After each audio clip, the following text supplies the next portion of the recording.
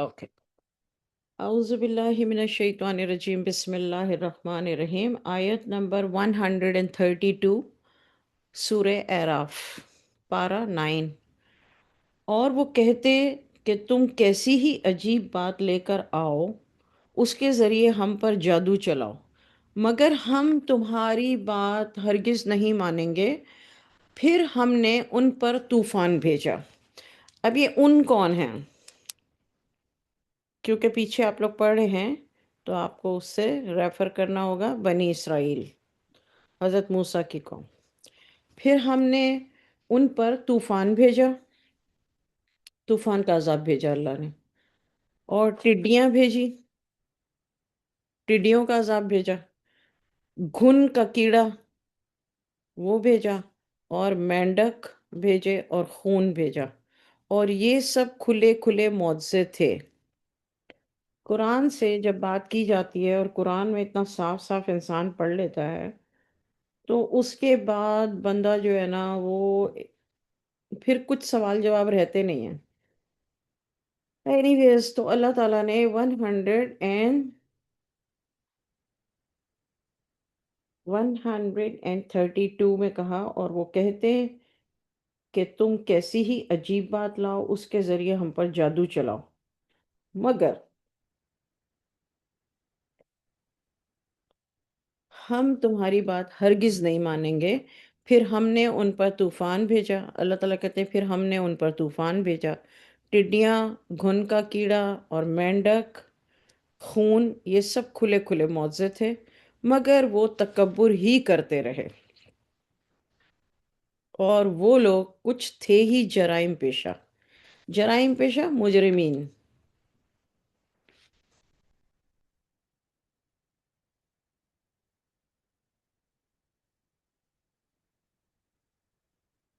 ٹھیک ہو گیا۔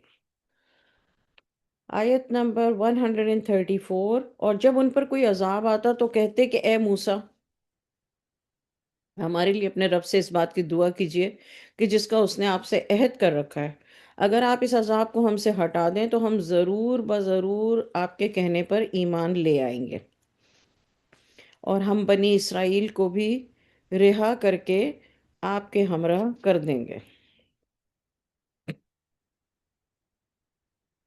یعنی یہ جو فرعون اور اس کے ساتھی تھے۔ پھر جب ہم ان سے اس عذاب کو ایک خاص وقت تک ہٹا دیتے، اللہ تعالیٰ کہہ رہے ہیں کہ حضرت موسیٰ کی دعا سے اور ان کے اس مطالبے کی وجہ سے میں ایک مدت تک کے لیے عذاب ہٹا دیتا تھا، تو اس تک ان کو پہنچانا تو وہ فوراً عہد شکنی کرنے لگتے۔ اب جب انہوں نے عہد کیا تھا کہ ہم بنی اسرائیل کو رہا کر دیں گے اور آپ کے ساتھ بھیج دیں گے، وہ عہد توڑ دیتے تھے۔ اللہ تعالیٰ کہتے ہیں جب میں عذاب کو ہٹا دیتا تھا، پھر ہم نے ان سے بدلہ لیا۔ اللہ تعالیٰ کہتے ہیں پھر میں نے ان کو عہد توڑنے کی وجہ سے ان سے بدلہ لیا، یعنی ہم نے ان کو دریا میں غرق کر دیا۔ یعنی یہ سارے عذاب اس سے پہلے آ چکے تھے، اس وجہ سے کہ وہ ہماری آیات کو جھٹلاتے تھے اور ذرا بھی توجہ نہیں کرتے تھے۔ وجہ کیا تھی؟ تکبر۔ آیت نمبر 137، اور ہم نے بہت ہی کمزور قوم کو اس سرزمین کے مشرق اور مغرب کا مالک بنا دیا جس میں ہم نے برکت رکھی ہے، اور آپ کے رب کا وعدہ نیک بنی اسرائیل کے حق میں پورا ہوا، کیونکہ انہوں نے بڑا صبر کیا تھا، اور ہم نے فرعون اور اس کی قوم کے بنائے ہوئے کارخانے اور اونچی اونچی عمارتیں جو وہ بناتے تھے سب کو برباد کر دیا۔ ہم نے بنی اسرائیل کو دریا سے پار اتار دیا تو ان کا گزر ایک قوم پر سے ہوا جو اپنے چند بتوں کو لیے بیٹھے تھے۔ وہ کہنے لگے اے موسیٰ، آپ ہمارے لیے ایک معبود ایسا تجویز کر دیجئے جیسے کہ ان کے یہ معبود ہیں۔ آپ نے کہا واقعی تم بھی ایک جاہل قوم ہو، بے شک جس کام میں وہ لگے ہوئے ہیں وہ تباہ و برباد ہو جائے گا، اور ان کا یہ کام جو یہ کہہ رہے ہیں باطل ہے۔ موسیٰ نے کہا کیا اللہ کے سوا اور کسی کو تمہارا معبود تجویز کر دوں؟ حالانکہ اللہ نے دنیا جہان والوں پر تم کو فوقیت دی ہے، یعنی اللہ تعالیٰ نے تم کو فضیلت دی ہے، پوری تمام عالمین کے لوگوں پر تم کو فضیلت دی ہے۔ کیسے؟ کیسے؟ اللہ نے انسان کو اشرف المخلوقات بنایا، یعنی اللہ نے انسان کو تمام دنیا والوں، تمام عالمین والوں پر فوقیت دی ہے۔ کیسے؟ اشرف المخلوقات بنا کر، اشرف المخلوقات۔ اچھا، آیت نمبر 141، اور وہ وقت یاد کرو جب ہم نے تم کو فرعون والوں سے بچا لیا، جو تم کو بڑی سخت تکلیف پہنچاتے تھے، تمہارے بیٹوں کو قتل کر ڈالتے تھے اور تمہاری عورتوں کو زندہ چھوڑ دیتے تھے۔ اس میں تمہارے رب کی طرف سے بڑی آزمائش تھی۔ ہم نے موسیٰ سے 30 راتوں کا وعدہ کیا تھا۔ کتنی راتوں کا؟ 30۔ اور 10 راتیں ان 30 راتوں کا تتمہ بنایا، میقات، یعنی 30 + 10 کتنے ہو گئے؟ 40۔ تو پوری ہوئی آپ کے رب کی مدت 40 راتیں۔ موسیٰ نے اپنے بھائی ہارون سے کہہ دیا تھا کہ میرے پیچھے میری قوم کا انتظام رکھنا اور اصلاح کرتے رہنا اور مفسدین کے راستے پر نہ چلنا۔ اب حضرت موسیٰ علیہ السلام 40 راتوں کے لیے اللہ نے ان کو بلا لیا کوہ طور پر۔ اچھا، آیت نمبر 43، جب موسیٰ ہمارے موعود وقت پر آئے۔ میقات کسے کہتے ہیں؟ وہ مقام جو فکس کیا جائے۔ وہاں اللہ نے حضرت موسیٰ علیہ السلام کو مدعو کیا اور ان کے رب نے ان سے باتیں کی، 40 نائٹ کے لیے بلایا تھا۔ تو حضرت موسیٰ نے حضرت ہارون کو پیچھے لوگوں کو سنبھالنے کے لیے چھوڑ۔ حضرت موسیٰ علیہ السلام نے کہا، اے میرے رب، آپ اپنے دیدار سے مجھے مشرف فرمائیے تاکہ ایک نظر دیکھ لوں۔ ارشاد ہوا، تم مجھے نہیں دیکھ سکتے، لیکن تم اس پہاڑ کی طرف دیکھتے رہو، سو اگر یہ اپنی جگہ قائم رہا تو خیر ہے، پھر تم بھی دیکھ سکتے ہو۔ بس اس کے رب نے جب اس پر تجلی فرمائی پہاڑ پر، تو جلوے نے اس پہاڑ کے پرخچے اڑا دیے اور موسیٰ بے ہوش ہو کر گر پڑے۔ جب وہ ہوش میں آئے تو کہا، بے شک آپ کی ذات بے شک آپ کی ذات منزہ ہے، یعنی سبحان اللہ کہتے ہیں نا جو ہم، آپ کی ذات پاک ہے، بڑائی ہے۔ میں آپ سے معافی چاہتا ہوں اور میں اس پر سب سے پہلے یقین کرتا ہوں۔ ارشاد ہوا، اے موسیٰ، میں نے اپنی رسالت اور ہم کلامی سے تم کو اوروں پر امتیاز بخشا ہے، تو جو میں نے تم کو دیا اس کو لو اور شکر کرو۔ سبحان اللہ۔ ہم نے چند تختیوں پر ہر قسم کی نصیحت اور ہر چیز کی تفصیل ان کو لکھ کر دی۔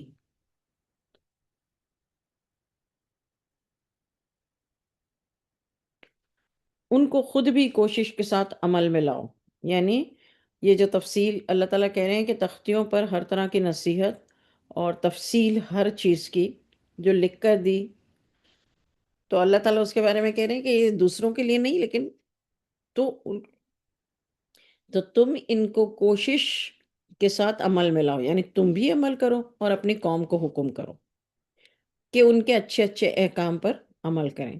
میں بہت جلد تم کو ان نافرمانوں کا مقام دکھا دوں گا۔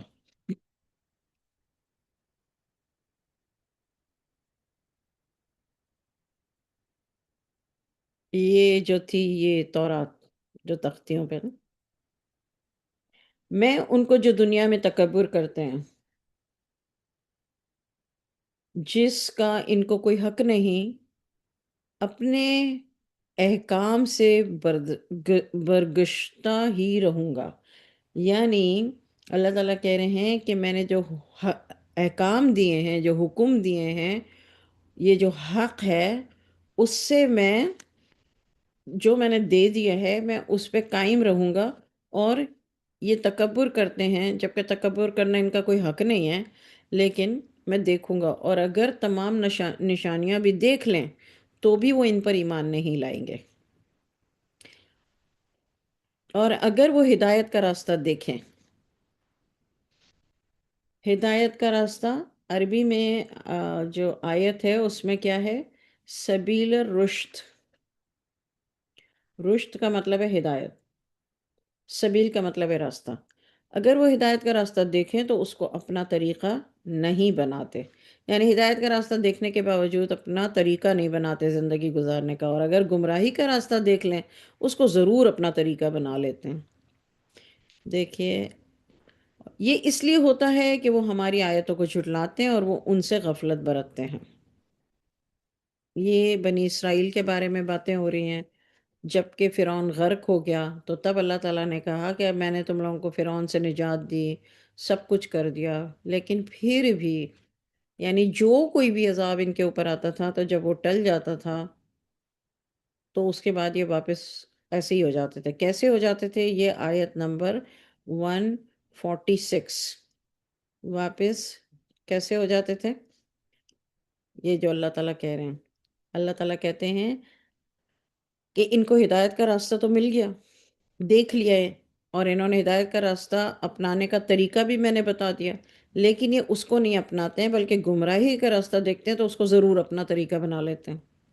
طریقہ کا مطلب زندگی گزارنے کا طریقہ. اور جو ہماری آیات کو اور آخرت کے ہونے کو جھٹلایا کرتے ہیں ان کے سارے اعمال برباد ہو گئے اور ان کو وہی سزا دی جائے گی جو وہ کرتے تھے. آیت نمبر 148. اور موسیٰ کی قوم نے ان کے پیچھے اپنے زیوروں سے ایک بچھڑا بنا لیا. یہ پورا ایک واقعہ ہے. اگر آپ کو کبھی بھی آپ لوگ اپنے پاس یہ آیت نمبر لکھ لیجئے، اور اگر آپ کو کبھی بھی یہ واقعہ پتہ کرنا ہو تو آپ مجھے میسج کر کے ریکویسٹ کریے گا، تو ہم اس کی ایک کلاس کر لیں گے جو جو واقعات قرآن میں آ رہے ہیں. لیکن رائٹ ناؤ ہم صرف ترجمہ پڑھیں. 148. اور موسیٰ کی قوم نے ان کے پیچھے اپنے زیوروں سے ایک بچھڑا بنا لیا جو ایک قالب تھا، اس میں ایک آواز تھی. کیا انہوں نے یہ نہ دیکھا کہ وہ ان سے بات نہیں کرتا تھا اور نہ وہ ان کو کوئی راہ بتاتا تھا؟ اس کو انہوں نے معبود بنا رکھا تھا اور انہوں نے یہ بہت ہی بے ڈھنگا کام کیا، یعنی بہت ہی ظالمین. آیت میں دیکھیں، بہت ہی اللہ پر ظلم کیا، انہوں نے اپنی جانوں پر ظلم کیا ایسا کر کے. جب وہ نادم ہوئے اور معلوم ہوا کہ واقعتاً گمراہی میں پڑ گئے تو کہنے لگے کہ اگر ہمارا رب ہم پر رحم نہ کرے اور ہمارا گناہ معاف نہ کرے تو ہم تو پھر کہیں کے بھی نہیں رہیں گے. جب موسیٰ اپنی قوم کے پاس واپس آئے تو غصے اور رنج میں بھرے ہوئے تھے. انہوں نے فرمایا تم نے میرے پیچھے یہ بڑی جو ہے وہ بڑی بڑی نامعقول سی حرکت کی ہے، یعنی بہت بڑا گناہ کیا ہے. کیا تم نے اپنے رب کے حکم سے پہلے ہی جلد بازی کر لی؟ یعنی اللہ کا کوئی حکم تو نہیں آیا، کوئی بات تو نہیں ہے، یہ ایسا کیوں کیا؟ جلدی سے تختیاں ایک طرف رکھیں حضرت موسیٰ علیہ السلام نے. حضرت موسیٰ علیہ السلام یہاں پر میں ایک سیکنڈ رک کر آپ کو تفصیل بتا دوں گا. حضرت موسیٰ علیہ یہ جو اللہ تعالیٰ بتا رہے ہیں نا، وہ یہ ہے کہ حضرت موسیٰ علیہ السلام کو اللہ تعالیٰ نے کوہ طور پہ بلایا تھا. 30 راتیں پلس 10 راتیں مطلب 40 راتیں. اور یہ قرآن کی آیت نمبر 142 میں، ترجمے میں. نو تفسیر نتھنگ، ترجمے میں یہ ہے. ٹھیک ہے نا؟ تو 40 راتیں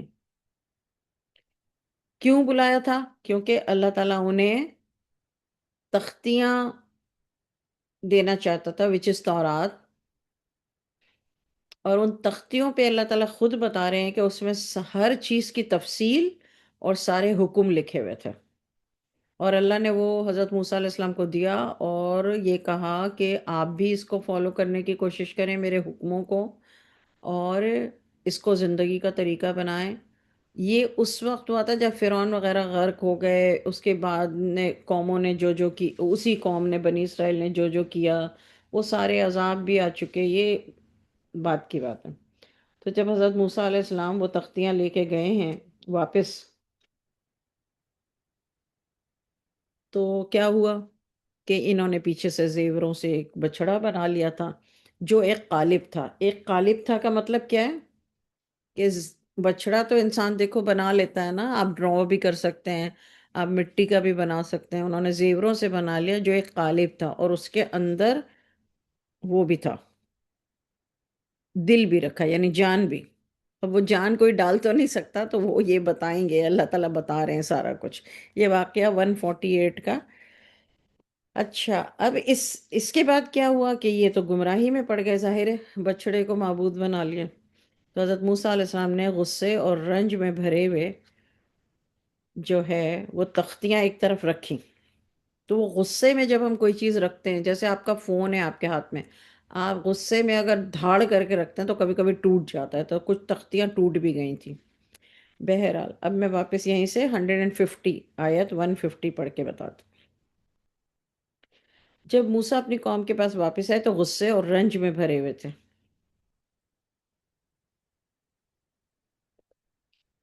تو فرمایا تم نے میرے پیچھے یہ بڑی نامعقول حرکت کی، کیا تم نے اپنے رب کے حکم سے پہلے ہی جلد بازی کر لی؟ کیونکہ وہ تو حکم لینے، تورات لینے گئے ہوئے تھے نا. جلدی سے تختیاں ایک طرف رکھیں اور اپنے بھائی ہارون کا سر پکڑ کر ان کو اپنی طرف گھسیٹنے لگے. ہارون نے کہا اے میری ماں جائے. اب یہاں یہ بتایا جا رہا ہے کہ حضرت ہارون علیہ السلام سگے بھائی تھے.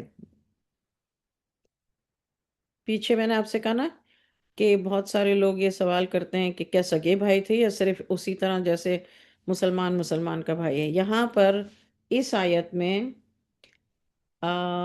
قالبنا امہ، یعنی انہوں نے کہا کہ ہم، امہ کا مطلب ہے ماں، یعنی میری ماں کے بیٹے، تو دونوں کی ماں ایک تھی، سگے بھائی تھے. یہ یہاں پہ دلیل مل گئی ہے. آیت نمبر 150. ہارون نے کہا اے میری ماں کے بیٹے، یعنی ہماری دونوں کی ماں سیم ہے. بات یہ ہے کہ قوم نے مجھے بے حقیقت سمجھا تھا اور قریب تھا کہ مجھے مار ڈالیں، تو تم مجھ پر سختی کر کے دشمنوں کو مت ہنساؤ اور مجھ کو ان ظالموں کے ساتھ مت ملاؤ.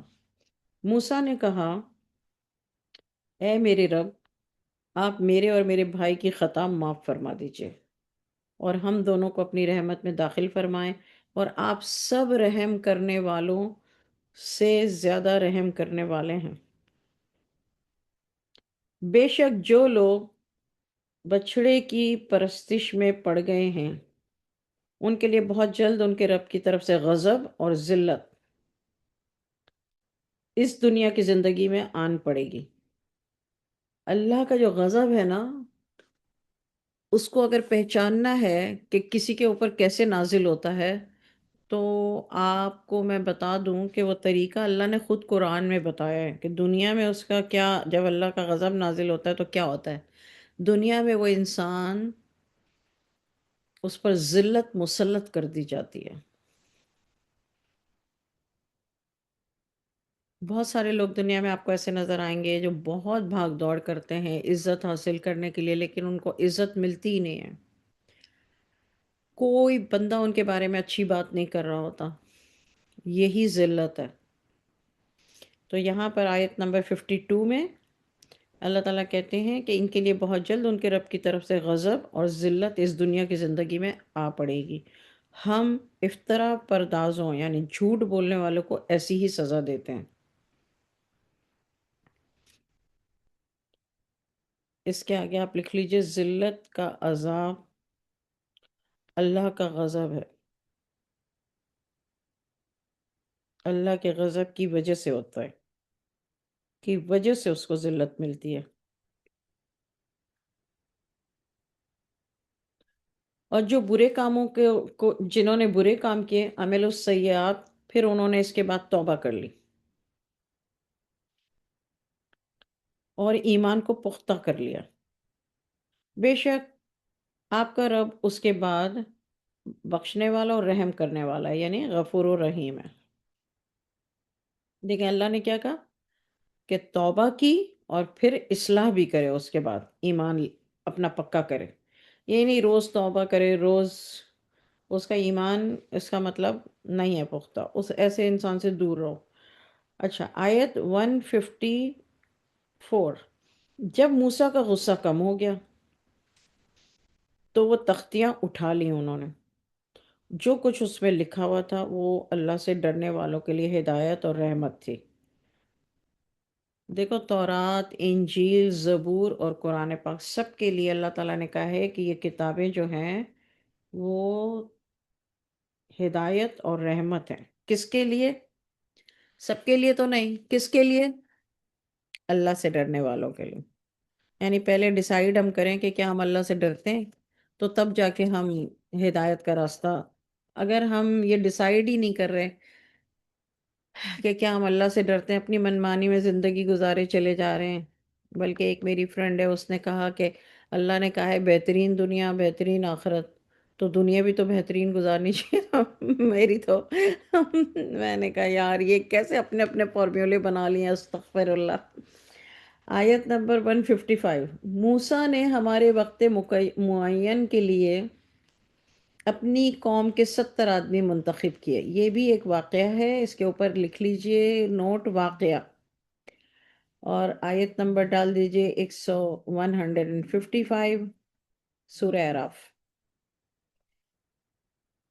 ترجمہ۔ اور موسیٰ نے ہمارے وقت معین کے لیے، یعنی اللہ کے وقت، اللہ تعالیٰ نے ایک وقت معین کیا تو اس پر موسیٰ علیہ السلام گئے، اپنی قوم کے 70 آدمی منتخب کیے۔ کتنے؟ 70۔ جب زلزلے نے ان کو پکڑا تو موسیٰ نے کہا اے میرے رب، اگر تو چاہتا تو ان کو اور مجھ کو پہلے ہی سے ہلاک کر دیتا۔ یہ ایک پورا واقعہ ہے، لیکن چونکہ ہم ترجمہ پڑھ رہے ہیں تو ان واقعات کو ہم بعد میں کریں گے۔ آپ لوگ پڑھ چکے ہو آلریڈی یہ سارے واقعات، لیکن پھر بھی دوبارہ، کیا تو اس فعل کی سزا میں جو ہم میں سے بے عقل لوگوں نے کیا ہے ہمیں ہلاک کر دے گا؟ یہ تو تیری آزمائش ہے، اس سے جس کو تو چاہے گمراہ کر دے، جسے چاہے ہدایت بخشے، تو ہی ہمارا کارساز ہے، تو ہی ہمارا کارساز ہے، پس تو ہمیں بخش دے، فاغفر لنا ورحمنا، اور ہم پر رحم فرما، اور تو سب سے بہتر بخشنے والا ہے، انت خیر الغافرین۔ غافرین کا مطلب ہے اللہ کا نام ہے غفار، تو بخشنے والا۔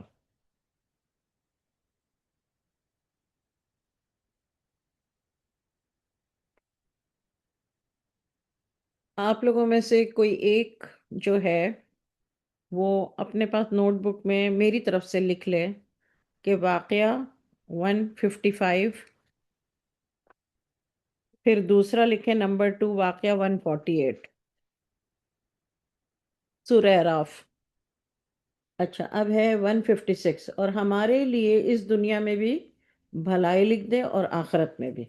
ہمیشہ بھلائی دنیا کی اور آخرت کی دونوں کی مانگنی چاہیے۔ ہم تیری طرف رجوع ہو چکے، ارشاد ہوا جو میرا عذاب ہے اسے تو جس پر میں چاہتا ہوں نازل کرتا ہوں، اور جو میری رحمت ہے وہ ہر چیز پر شامل ہے، تو میں اس کو پرہیزگاروں، زکوٰۃ دینے والوں اور ہماری آیات پر یقین رکھنے والوں کے لیے لکھ دوں گا۔ یہ اللہ تعالیٰ نے جواب دیا حضرت موسیٰ کی دعا کے لیے۔ اس کے آگے میں نے لکھ دیا اللہ کا جواب، وہ جو لوگ رسول نبی امی کی پیروی کرتے ہیں، رسول نبی امی، حضور صلی اللہ علیہ وسلم کے بارے میں اللہ تعالیٰ کہہ رہے ہیں، کیونکہ جو حضور صلی اللہ علیہ وسلم تھے وہ امی تھے، نبی بھی تھے، رسول بھی تھے۔ اب یہ آپ لوگ پڑھ چکے ہیں کہ رسول کون ہوتا ہے اور نبی کون ہوتا ہے اور امی کون ہوتا ہے۔ وہ جو لوگ رسول نبی امی کی کو فالو کرتے ہیں، پیروی کرتے ہیں، جن کے اوصاف، اوصاف مینس خوبیاں، جن کے اوصاف وہ اپنے ہاں تورات اور انجیل میں لکھے ہوئے پاتے ہیں،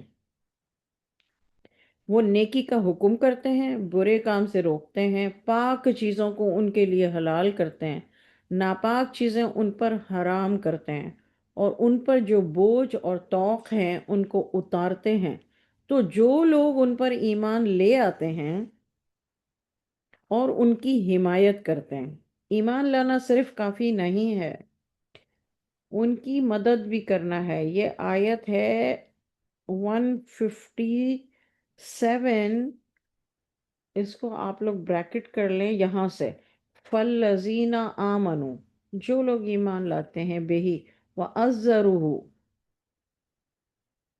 وَنَصَرُوهُ۔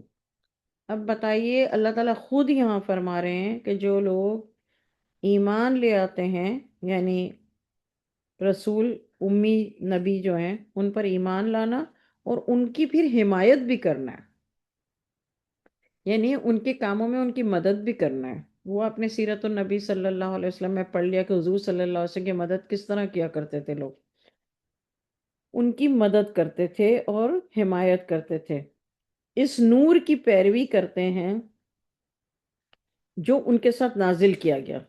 کون سا نور ان کے ساتھ نازل کیا گیا؟ قرآن۔ وہی لوگ کامیاب ہیں، یعنی قرآن پاک کو جو فالو کرے گا وہ کامیاب ہے۔ آپ فرما دیجئے، اے لوگو، میں تم سب کی طرف سے اس اللہ کا رسول ہوں جس کی بادشاہی تمام انسانوں اور زمین میں ہے، اس کے سوا کوئی دوسرا عبادت کے لائق نہیں، وہی زندگی دیتا ہے، وہی موت دیتا ہے، پس اللہ پر ایمان لاؤ، اس کے نبی امی پر، یعنی اللہ پر ایمان لاؤ، اس کے امی نبی پر ایمان لاؤ جو اللہ پر، اس کے احکامات پر ایمان رکھتے ہیں،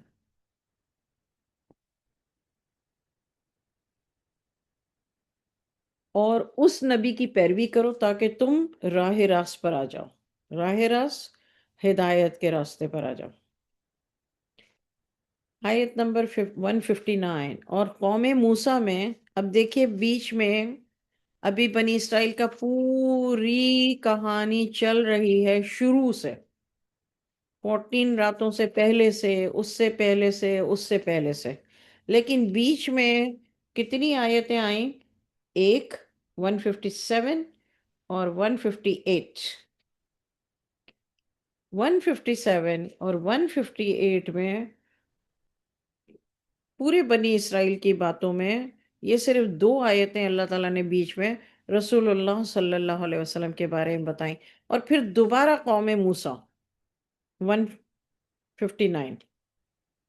اور قوم موسیٰ میں ایک جماعت ایسی ہے، یعنی دوبارہ بنی اسرائیل پہ ہم آگئے، جو دین حق کی ہدایت کرتی ہے اور اسی کے مطابق انصاف بھی کرتی ہے۔ ہم نے بنی اسرائیل کو 12 خاندانوں میں تقسیم کر کے سب کی الگ الگ جماعت بنا دی، اور ہم نے موسیٰ کو وحی کی۔ جب ان کی قوم نے ان سے پانی مانگا تو پانی مانگا کہ تم اپنے عصا کو اس پتھر پر مارو، بس فوراً ہی اس سے 12 چشمے پھوٹ نکلے۔ ہر شخص نے اپنے پانی پینے کا مقام معلوم کر لیا، یعنی جو 12 خاندان بن گئے 12۔ یہ قرآن، یہ آیت نمبر 160 میں ہے کہ یہ 12 خاندان بن گئے۔ اب 12 خاندان، اب ان کو پیاس لگی ہے تو پھر کیا پانی پئیں؟ تو حضرت موسیٰ علیہ السلام نے جب عصا پتھر پر مارا تو 12 چشمے پھوٹ پڑے اللہ کے حکم سے۔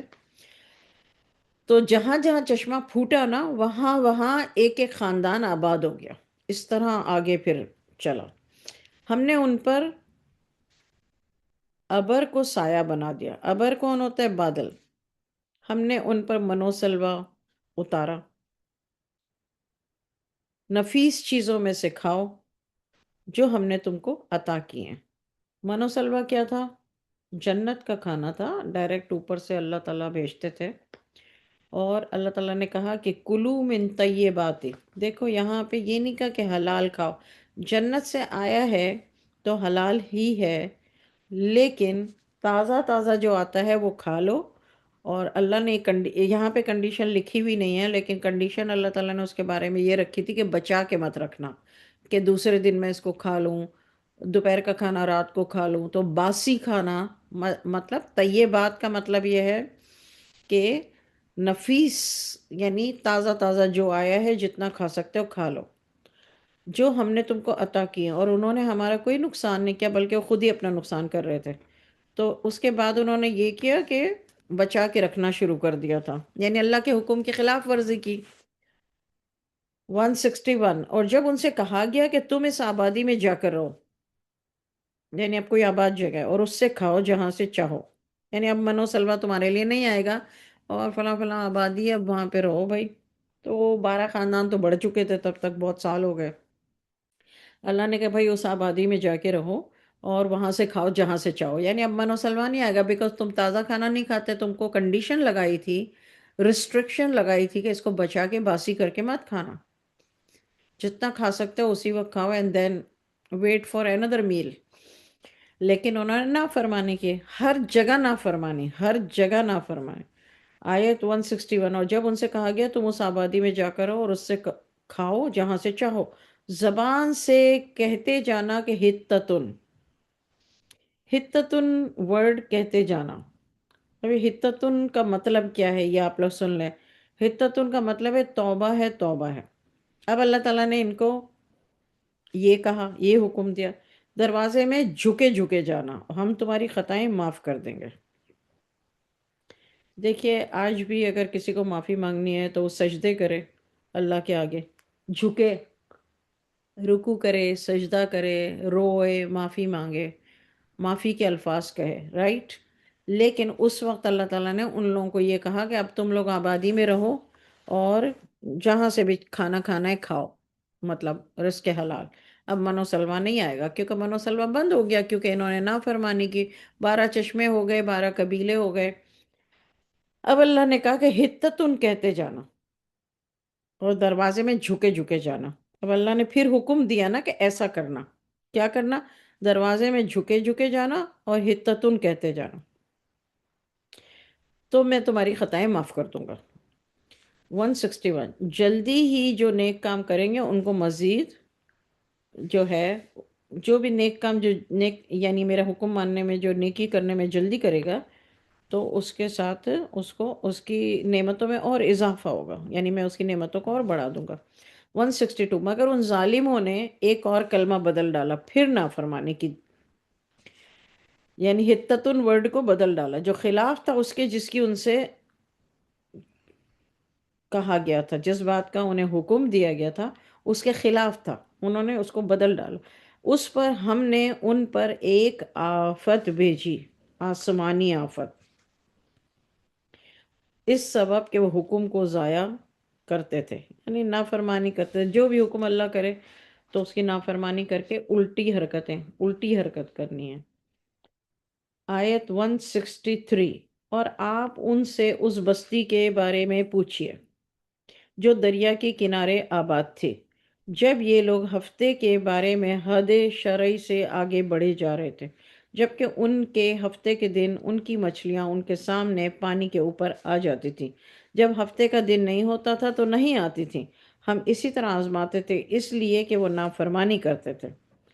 جو نافرمان ہوتا ہے تو وہ جب بہت رو رو کے معافی مانگتا ہے تو اللہ تعالیٰ معاف کر دیتے ہیں، لیکن پھر اللہ تعالیٰ کسی اور طریقے سے کوئی نعمت دے کر اس کو پھر آزماتے ہیں، وہ پھر بندہ نافرمانی کرتا ہے۔ تو اللہ تعالیٰ بنی اسرائیل کو ہر وقت آزماتے تھے، وہ ہر معاملے میں نافرمانی کرتے تھے۔ جب وہ ہر معاملے میں نافرمانی کرتے تھے پھر ان پر عذاب آتا تھا، پھر توبہ کرتے تھے، پھر معافی مانگتے تھے، پھر اللہ معاف کر دیتے تھے۔ تو ایسا کوئی 1 سال، 2 سال، 5 سال نہیں رہا ہوگا، تھرو آؤٹ حضرت موسیٰ علیہ السلام، آئی تھنک 800 900 سال، پتہ نہیں کتنے سال ان کی زندگی تھی۔ حضور صلی اللہ علیہ وسلم تو 63 ایئرز اولڈ تھے، تو اتنے سالوں میں آپ سوچیں کتنی کتنی جنریشنز آ گئیں، 500 سال ہو تو کتنی جنریشن آ گئی، 5 7 8، اتنی جنریشن آ گئی۔ تو وہ جو بھی جنریشن آتی تھی وہ پھر نافرمانی کرتی تھی، یعنی یہ قوم بنی اسرائیل بہت ہی نافرمان اور بہت ہی ضدی نافرمانی تھے۔ اللہ تعالیٰ پھر انہیں معاف کرتے تھے، پھر انہیں بتاتے تھے کہ دیکھو اب میں تمہیں یہ دے رہا ہوں، اٹس اے ٹیسٹ، میں جو کہہ رہا ہوں اس کے ساتھ کنڈیشن لگا رہا ہوں، تو وہ پھر نافرمانی کرتے تھے۔ اب یہ بھی واقعہ ہے کوئی لکھ لے اپنے پاس 163، جو میں نے آیتیں پہلے لکھائی ہیں کہ جس میں واقعات ہیں، تو 163 میں بھی واقعہ ہے، وہ بھی لکھ لیں۔ اور جب ان کی ایک جماعت نے کہا تم ان کو کیوں نصیحت کرتے ہو جن کو اللہ ہلاک کرنے والا ہے یا سخت عذاب دینے والا ہے، تو انہوں نے کہا تمہارے رب کے سامنے معذرت کر سکیں اور شاید وہ اللہ سے ڈر جائیں۔ جب انہوں نے ان باتوں کو فراموش کر دیا جن کی ان کو نصیحت کی جاتی تھی، نصیحت کون کرتا تھا؟ حضرت موسیٰ علیہ السلام۔ کون کرتا تھا؟ تورات۔ تو ہم نے ان کو بچا لیا جو اس بری بات سے روکتے تھے، یعنی جو ان کو روکتے تھے ان کو میں نے بچا لیا، حضرت موسیٰ علیہ السلام کی بات ہو رہی۔ اور جو زیادتیاں کرتے تھے ان کو ایک سخت عذاب نے پکڑ لیا، اس سبب سے کہ وہ کوئی حکم مانتے ہی نہیں تھے۔ یہ پورا ایک واقعہ ہے، حضرت موسیٰ علیہ السلام نہیں ہے، سوری، ایم سوری، پیچھے جو میں نے آپ سے کہا کہ جن کو بچا لیا حضرت موسیٰ علیہ السلام سے، نہیں، وہ لوگ تھے جو ان کو منع کرتے تھے نافرمانی کرنے سے۔ جو منع کرتے تھے ان کو اللہ نے بچا لیا، اور جو نافرمان تھے ان کو بندر اور خنزیر بنا دیا۔ ہفتے والوں کا واقعہ 166۔ بس جس چیز سے ان کو منع کیا جاتا تھا وہ اس میں حد سے آگے بڑھ گئے۔ یہ بنی اسرائیل کا مزاج تھا۔ تو ہم نے ان کو کہہ دیا کہ بندر، ذلیل بندر بن جاؤ، یعنی اللہ تعالیٰ نے ان کو یہ سزا دی کہ بندر بنا دیا۔ جب آپ کے رب نے اعلان کر دیا کہ وہ یہود پر قیامت تک کسی ایسے شخص کو مسلط کرتا رہے گا، اور جب آپ کے رب نے اعلان کر دیا کہ وہ قیامت تک کسی ایسے شخص کو ان کے اوپر مسلط کرتا رہے گا، یعنی بنی اسرائیل کی قوم پر، جو ان کو سخت سزا پہنچاتا رہے گا۔ یہ بنی اسرائیل کی قوم جو یہودی تھے، جو یہودی ہے نا، جن کی تورات ہے کتاب۔ بے شک آپ کا رب جلدی سزا دینے والا ہے، اور بے شک وہ بخشنے والا اور بڑا رحم کرنے والا ہے۔ اِنَّ رَبَّكَ لَسَرِيعُ الْعِقَابِ۔ عقاب، عقاب جو ہے اس کا مطلب ہے سزا دینے والا، اور سری کا مطلب ہے جلد، جلدی۔ تو اللہ تعالیٰ جو ہے وہ سریع العقاب ہے، جلد ہی سزا دینے والا ہے۔ اور وَإِنَّهُ لَغَفُورٌ الرحیم، اور بے شک وہ بخشنے والا ہے اور بڑا رحم کرنے والا ہے۔ تو ان تینوں چیزوں کو ہمیں یاد رکھنا ہے، ایک ہی چیز کو یاد نہیں رکھنا، تینوں چیزوں کو یاد رکھنا ہے۔ پھر ہم نے ان کو دنیا میں مختلف جماعتوں میں منتشر کر دیا۔ اب وہ جو 12 خاندان بن گئے، 12 قبیلے بن گئے، دنیا میں مختلف جماعتوں میں منتشر کر، اب پوری دنیا میں اللہ تعالیٰ کہہ رہے ہیں کہ میں نے پھیلا دیا ان کو۔ بعض ان میں نیک تھے، بعض دوسری طرح کے یعنی برے تھے، اور ہم ان کی خوشحالیوں اور بدحالیوں میں برابر ان کو آزماتے رہے تاکہ یہ باز آ جائیں۔ اللہ تعالیٰ خود ہی بتا رہے ہیں نا کہ اب ان کو میں نے پوری دنیا میں پھیلا دیا، پوری زمین پر پھیلا دیا۔ آیت 169، پھر ان کے بعد ان کے ایسے لوگ جانشین بنے کہ کتاب کو ان سے حاصل کیا، یعنی تورات ان سے لی، اس دنیا فانی کا مال اور متاع لے لیتے ہیں، یعنی دنیا میں جو اللہ نے فائدے کے لیے چیزیں دی اس کو لے لیتے ہیں اور کہتے ہیں ہم ضرور بخش دیے جائیں گے، اور ان کے پاس ایسی ہی مال و دولت آ جائے تو اس کو لے لیتے ہیں۔ ان سے کتاب کا یہ عہد نہیں لیا گیا کہ اللہ کی نسبت حق بات کے اور کوئی بات نہ کریں، یعنی اللہ کی طرف صرف حق بات کیا کرو، اس کے علاوہ کوئی اور بات نہ کیا کرو، جھوٹی بات اللہ کی طرف نہ باندھو۔ جو کچھ اس کتاب میں تھا اس کو انہوں نے پڑھ لیا، اور آخرت کا گھر بہتر ہے ان لوگوں کے لیے جو اللہ سے ڈرتے رہتے ہیں۔ کیا تم نہیں سمجھتے؟ جو لوگ کتاب کی پابندی کرتے ہیں اور نماز کو قائم رکھتے ہیں، ہم ایسے لوگوں کا جو اپنی اصلاح کر لیں اجر ضائع نہیں کرتے۔ دیکھیں اب اللہ نے ہر جگہ کنڈیشن لگائی ہے، صرف معافی مانگنا، صرف توبہ کرنا کافی نہیں ہے، اپنی اصلاح کی کنڈیشن اللہ نے ہر جگہ لگائی ہے۔ کہ کنڈیشن کیا ہے؟ کہ جو اپنی اصلاح کر لیں۔ اگر فرض کریں اللہ تعالیٰ یہ آیت نمبر 170 میں کہہ رہے ہیں اپنی اصلاح کر لیں، ٹھیک ہے؟ اب آپ مجھے یہ بتائیں کہ جو اصلاح نہ کرے اس کے لیے کیا ہے؟ اس کے لیے یہ ساری نعمتیں ہیں آخرت کی؟ نہیں، کیونکہ وہ اصلاح نہیں کر رہا. تو اللہ تعالیٰ صرف غفور الرحیم نہیں ہے، اللہ تعالیٰ ان ربک لسریع العقاب بھی ہے، جلد سزا دینے والا بھی ہے.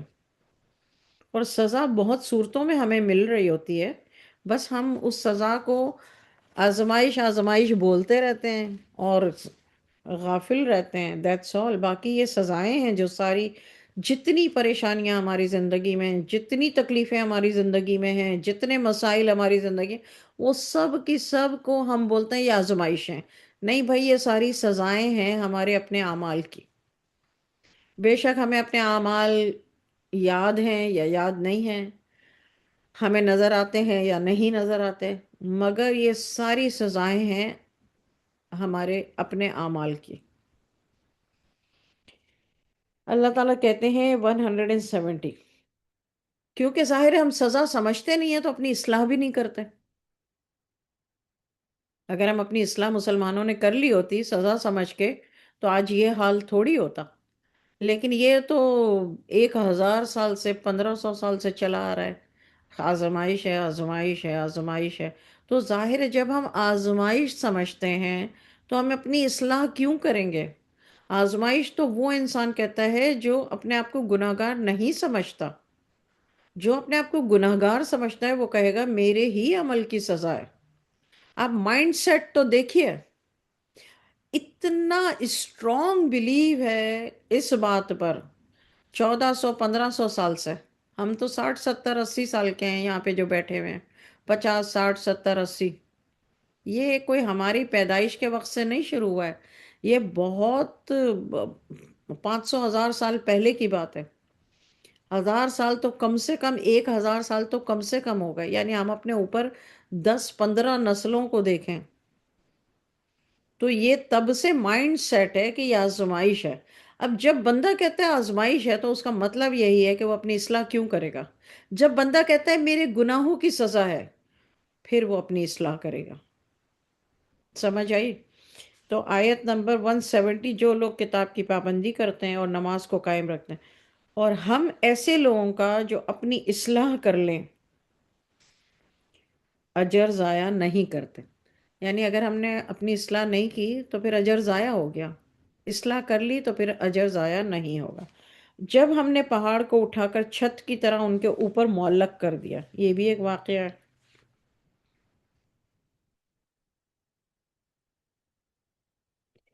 اور ان کو یقین ہو گیا کہ اب ان پر گرا، اور کہا کہ قبول کرو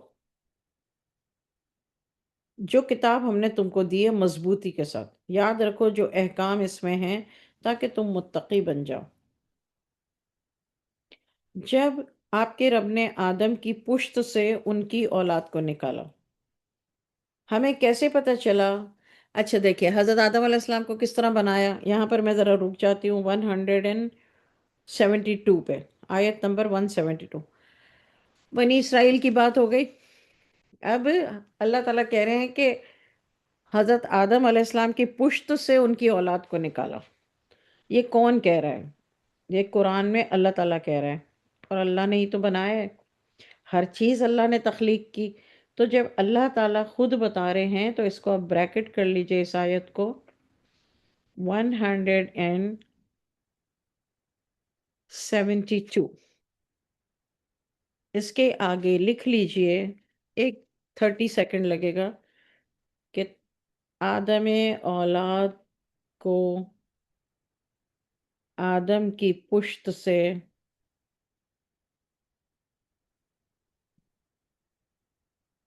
نکالا ہے.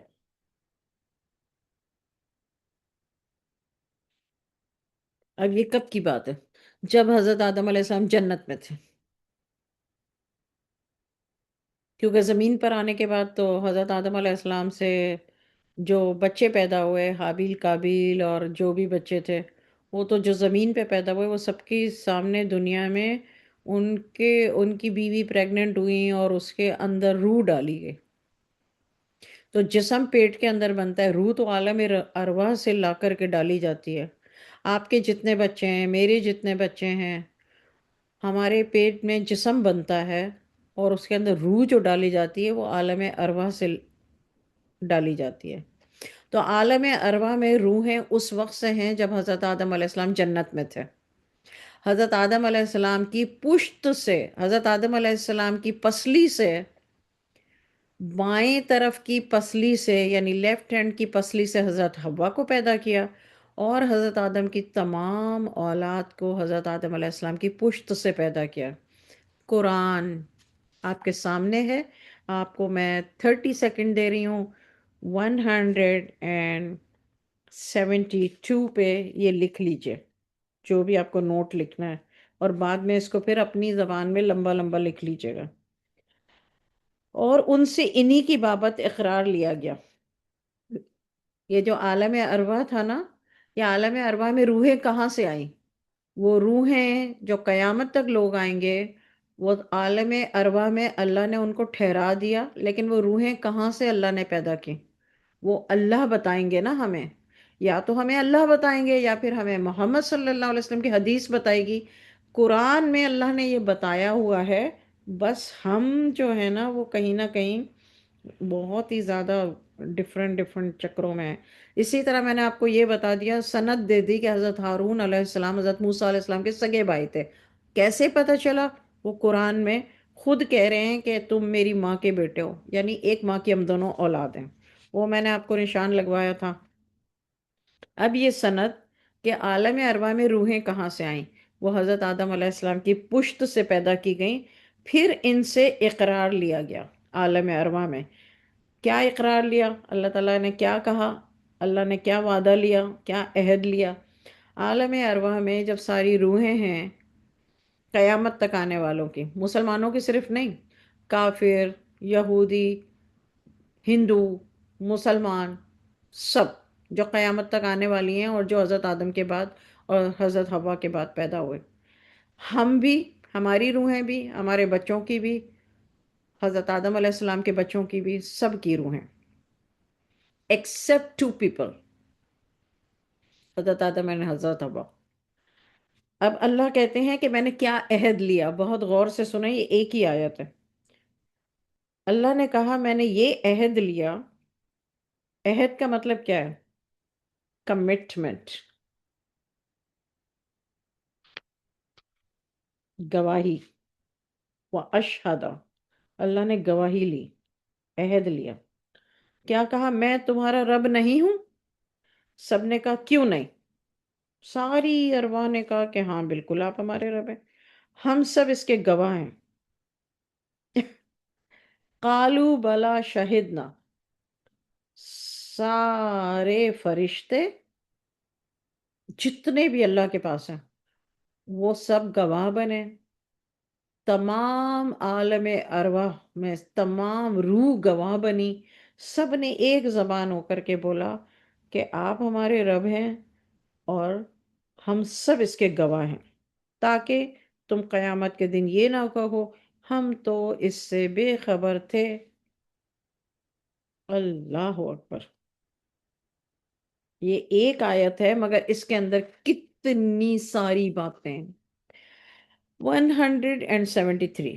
یا یوں کہو، شرک تو ہمارے بڑوں نے کیا تھا، یعنی قیامت کے روز تک کہ کوئی بھی روح یہ نہ کہہ سکے کہ ہم بے خبر تھے. اس اللہ تعالیٰ بتا رہے ہیں کہ میں نے یہ کمٹمنٹ، یہ عہد، یہ گواہی کیوں لی عالم ارواح میں. اللہ تعالیٰ اس کا ریزن بتا رہے ہیں. ہم اتنے گناہگار لوگ ہیں اور اتنے غلط ہیں، اس کے باوجود ہمارے تکبر کا یہ عالم ہے کہ ہم کہتے ہیں کہ ہم کسی کو ایکسپلینیشن کیوں دیں. ٹھیک ہے آپ اپنی زندگی کی ایکسپلینیشن نہ دیں، لیکن جو بندہ آپ سے اپنے معاملے کے بارے میں ایکسپلینیشن مانگ رہا ہے کہ تم نے میرے ساتھ ایسا کیوں کیا، تو ہم کتنے تکبر میں ڈوبے ہوئے ہیں کہ ہم کہتے ہیں ہم تمہیں ایکسپلینیشن کیوں دیں. We are not responsible to give you explanation. ایسا بندہ شیطان ہے، گمراہ ہے اور گلٹی ہے، اس کے اندر گلٹ ہے، تب وہ یہ کہے گا. لیکن اگر آپ صحیح ہیں تو آپ کہیں گے اچھا ہاں یہ بات تو تم سے ریلیٹ کرتی ہے تو مجھے تمہیں ایکسپلینیشن دینی چاہیے. آپ اپنی زندگی کی ایکسپلینیشن نہ دیں، آپ کے معاملات کی نہ دیں. ٹھیک ہے، تو یہ دو باتیں فرق ہیں. آیت نمبر 173. اللہ تعالیٰ وجہ بتا رہے ہیں کہ میں نے عالم ارواح میں یہ کمٹمنٹ، اللہ نے یہ نہیں کہا میں تمہارا رب ہوں، اللہ نے کہا کیا میں تمہارا رب نہیں ہوں؟ یہ دو مختلف باتیں ہیں۔ ہم کسی کو کہتے ہیں کہ کہو کہ میں تمہارا رب ہوں، اس کا مطلب اللہ تعالیٰ حکم دے رہے ہیں، تو بائی فورس عالم ارواح میں لوگوں نے کہا کہ ہاں بھئی آپ ہمارے رب ہیں، نہیں، اللہ نے کہا کیا میں تمہارا رب نہیں ہوں؟ آپ اپنے بچوں سے کہیں کیا میں تمہاری ماں نہیں ہوں؟ اور دوسرے لفظ یہ ہو سکتے ہیں کہ آپ حکم دیں میں تمہاری ماں ہوں،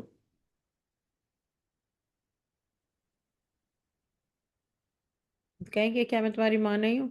وہ کہیں گے ہاں ہاں آپ میری امی ہیں، آپ میری ماں ہیں، آپ نے مجھے پیدا کیا ہے، کوئی بھی نہ نہیں بولے گا۔ بالکل اسی طریقے سے اللہ تعالیٰ نے پوچھا کہ کیا میں تمہارا رب نہیں ہوں؟ اللہ نے یہ نہیں کہا کہ حکم نہیں دیا کہ کہو کہ میں تمہارا رب ہوں۔ ساری روحوں کو پیدا اللہ نے کیا تھا، اللہ کو معلوم تھا کہ اس کی وجہ کیا ہے، کمٹمنٹ لینے کی، پوچھنے کی کیا وجہ ہے، تو اللہ نے حکمت کا سوال کیا۔ اللہ حکیم ہے نا، اللہ نے حکمت سے پوچھا کیا میں تمہارا رب نہیں ہوں؟ اور پھر اللہ تعالیٰ ریزن بتا رہے، ایکسپلینیشن دے رہے ہیں کہ میں نے یہ اس لیے کیا کہ قیامت کے دن کوئی بھی یہ نہ کہہ سکے کہ ہمیں خبر نہیں تھی، ان روحوں سے میں نے کمٹمنٹ، ان لوگوں نے خود ہی مجھے رب مانا ہے۔ اب اللہ تعالیٰ یہاں پہ 173 میں بول رہے یا یوں کہو کہ شرک تو ہمارے بڑوں نے کیا تھا، یعنی اللہ تعالیٰ کہہ رہے ہیں کہ یا پھر ورنہ قیامت کے دن تم یہ کہتے کہ بھائی شرک تو بڑوں نے کیا تھا اس سے پہلے، ہم تو ان کے بعد ان کی نسل میں ہوئے، تو کیا آپ ہم کو ان غلط راہ والوں کے فعل پر ہلاکت میں ڈالتے ہیں، یعنی جو اللہ کے ساتھ شریک ٹھہراتے ہیں یا اللہ کو سرے سے مانتے ہی نہیں ہیں۔ یہ دو جو قسمیں ہیں، یہ قیامت کے روز یہ نہ کہہ سکیں کہ ہمارے بڑوں نے کیا تھا اس وجہ اور ہم ان کو صرف فالو کر رہے تھے، اس وجہ سے آپ ہمیں جہنم میں ڈال رہے ہیں۔ اچھا، آیت نمبر 174، ہم تو اسی طرح آیتوں کو صاف صاف بیان کر دیتے ہیں تاکہ وہ باز آ جائیں۔ باز آ جائیں کس سے؟ حرکتوں سے۔ کون سی حرکتیں؟ نافرمانی کی۔ آپ ان لوگوں کو اس شخص کا حال پڑھ کر سنائیے کہ اس کو ہم نے اپنی آیتیں دیں، پھر وہ ان سے بالکل ہی نکل گیا، پھر شیطان اس کے پیچھے لگ گیا، وہ گمراہوں میں شمار ہو گیا۔ اگر ہم چاہتے تو اس کو ان آیات کی بدولت بلند مرتبہ کر دیتے، لیکن وہ دنیا کی طرف مائل ہو گیا اور اپنے نفس کی خواہشات کی پیروی کرنے لگا، تو اس کی حالت کتے جیسی ہو گئی۔ واہ! ہم کہتے ہیں نا اردو اسپیکر کہ اس کی حالت تو کتے جیسی ہو گئی ہے، یہ اللہ تعالیٰ قرآن میں کہہ رہے ہیں کہ فما سلوہ، یعنی اس کی مثال ایسی ہے کما سلیل کلب، کتے جیسے۔ آیت نمبر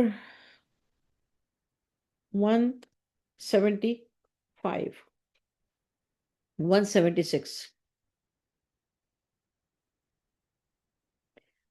اگر ہم چاہتے تو ان کو اس آیات کے کی بدولت بلند مرتبہ کر دیتے، لیکن وہ دنیا کی طرف مائل ہو گیا اور اپنے نفس کی خواہشات کی پیروی کرنے لگا، اس کی حالت کتے جیسی ہو گئی، تو اگر اس پر حملہ کر دے، یعنی ایسا ایسا کتا جو حملہ کر دے، تب بھی وہ اپنے ہاں پہ، اور یا اس کو چھوڑ دے تب بھی وہ ہاں پہ۔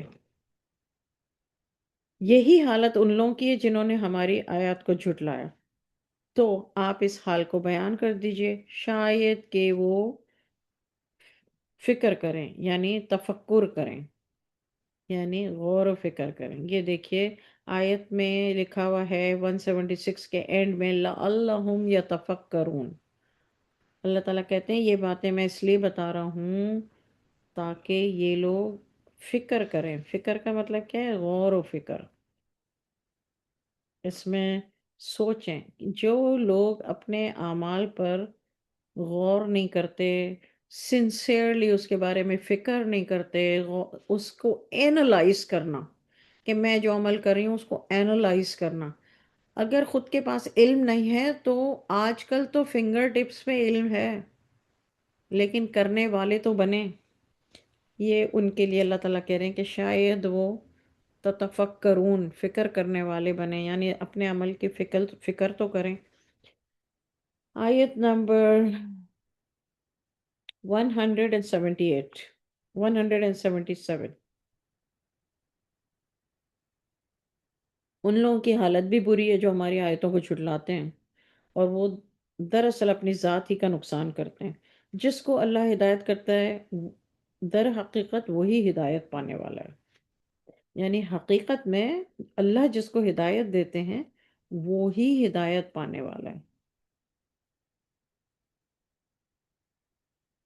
اور جسے اللہ تعالیٰ گمراہ کر دیتے ہیں تو اللہ، وہ لوگ گمراہ ہی رہتے ہیں، وہ خسارہ پانے والے ہیں، یعنی اللہ نے جن کو گمراہ کر دیا نا وہ خسارہ پانے والے ہیں۔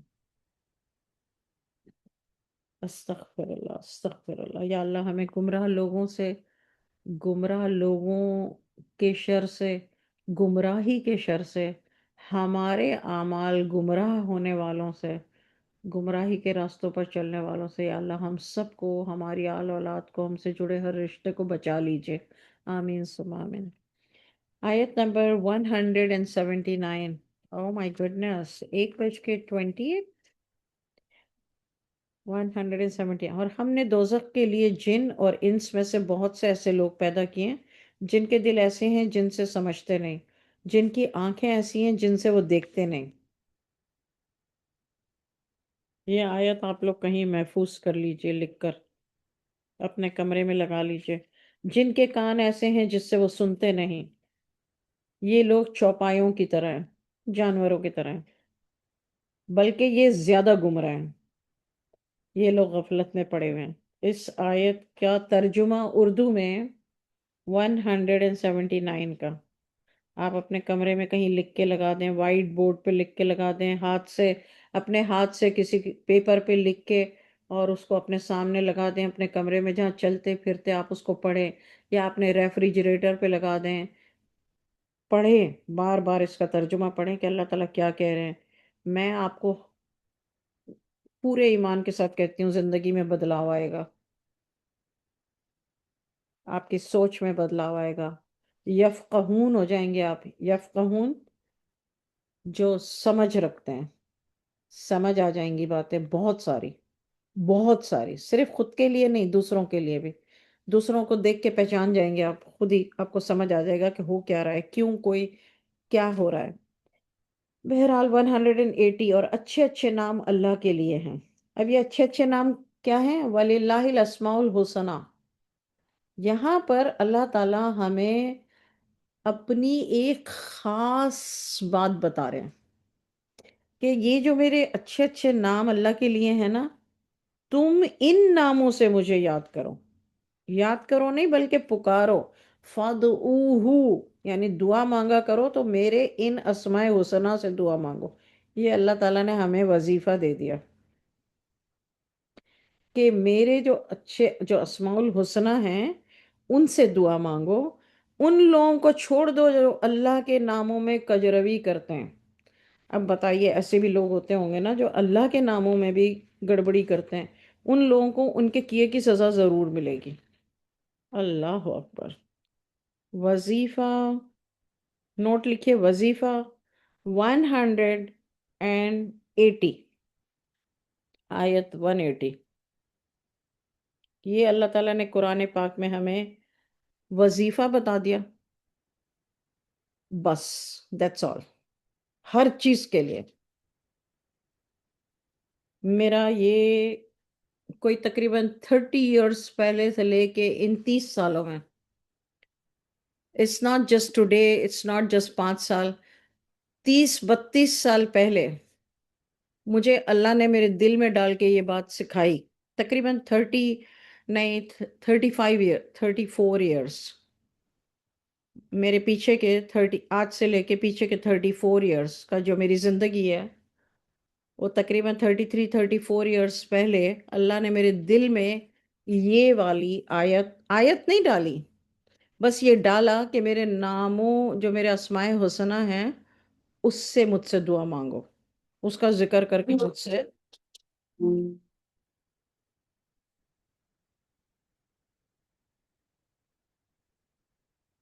اس کا ذکر کر کے مجھ سے دعائیں مانگو، یعنی ان کو میرے ناموں کو پکڑ کے دعائیں مانگو۔